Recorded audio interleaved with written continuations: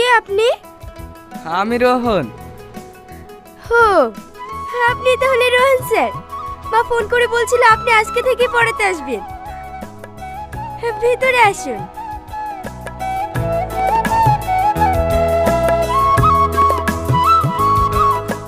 বসুন স্যার। তোমার নাম সালমা, তাই না? হ্যাঁ। কোন ক্লাসে পড়ো তুমি? ক্লাস 10-এ।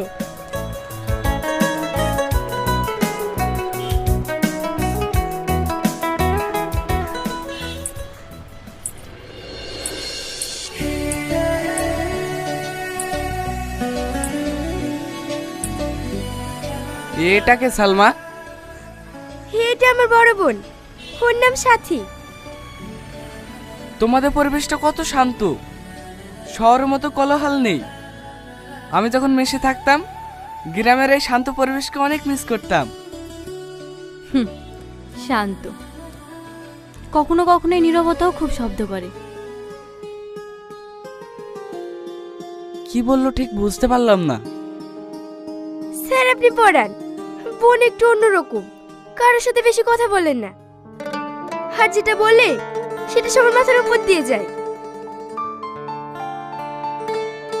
একাকী থাকা মানুষগুলোর গভীরতা অনেক বেশি হয়।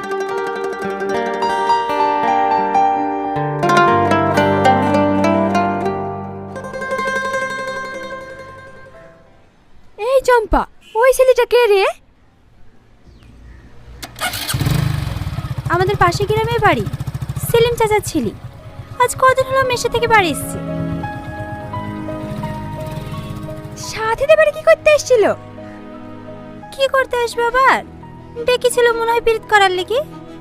ওর নাম করতে ঘৃণা লাগে। চল।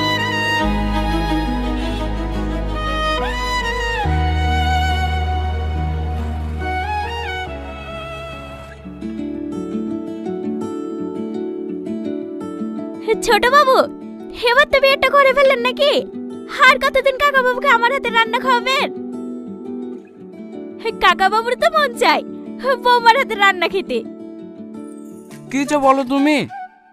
ও তো ঠিকই বলেছে, আমি তোর জন্য মেয়ে দেখছি, এবার বিয়েটা করে ফেল। কিন্তু আব্বা, আমার তো এখনো অনেক পথ চলা বাকি আছে। হ্যাঁ, পথ চলবি তো। বিয়েটা করে ফেল, তারপরে বৌমার তুই একসাথে পথ চলবি। আব্বা তুমিও না?